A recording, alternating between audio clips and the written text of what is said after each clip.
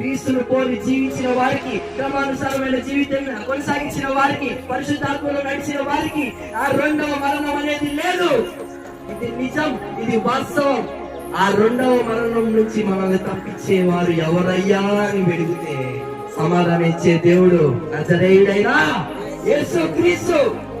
నీ కొరకు నా కొరకు మనం పడాల్సిన శిక్షని అతనే అనేకమైన కొరడా దెబ్బలు కొట్టించుకొని సిలువ మీద 2000 సంవత్సరాల క్రితం యాగం అయిపోయాడండి. మన కోసం లోకంలో ఎవరండి ఈ త్యాగం చేసేది? చేయలేరు. ప్రాణం ఇస్తాను అని చెప్పేవారు అనేక మంది ఉన్నారు, ఎవరు పెట్టలేరు. ఇదిగో లోక ప్రేమ క్రీస్తు ప్రేమకు వ్యతిరేకం.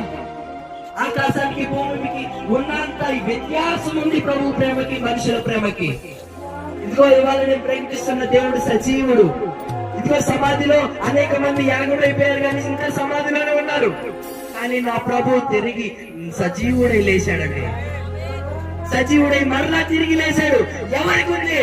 గొలియాతును సైతం మట్టి కొట్టించిన వాడు, జల ప్రవాహాన్ని చీల్చిన వాడు, కొట్టి వాళ్ళని స్వస్థత పరిచిన వాడు ఇదిగో నీతో కూడా ఉన్నాడు. హల్లెలూయా. ఇదిగో నన్ను రక్షించిన దేవుడిని నేను ప్రకటిస్తున్నాను, నా దేవుని నామాన్ని నేను ప్రకటిస్తున్నాను. ఇదిగో రక్షణ ఉంది. ఇవాళ నేను పాపం చేశానని నన్ను రక్షించేవారు ఎవరు అని నువ్వు ఆరాటపడుతున్నావా? నీ భర్త నీ మాట వినట్లేదని నువ్వు బాధపడుతున్నావా? నీ భార్య నీ మాట వినట్లేదని నువ్వు బాధపడుతున్నావా? నీ పిల్లలు నీ మాట వినట్లేదని నువ్వు బాధపడుతున్నావా? ప్రభు దగ్గరికి రా, ఒక అడుగై ప్రార్థన చేయి. ఇదిగో నా ప్రభు సజీవుడు, ఇదిగో నా ప్రభు చేయగలడు. ఆయనకి సాధ్యం కానిదంటూ ఏదీ లేదు, ఏదీ లేదు. ఇదిగో నేను ధైర్యంగా ఆనందంగా ఇంత గొంతు విప్పుకొని నేను ప్రకటిస్తున్నానంటే నా దేవుడు ఎంత గొప్ప దేవుడు అండి. ఇదిగో రోగాల నుంచి స్వస్థత చేయగలడు.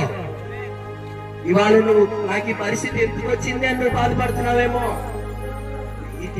It have purpose. ఆ రోగం నీకు పర్పస్ ద్వారానే వచ్చింది.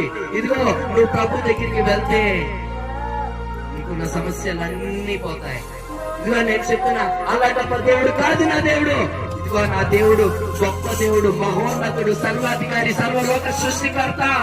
ఇది నిజం, ఇది వాస్తవం. కోడి రక్తం ద్వారా మన పాపాలు పోవు, మేక రక్తం ద్వారా మన పాపాలు పోవు.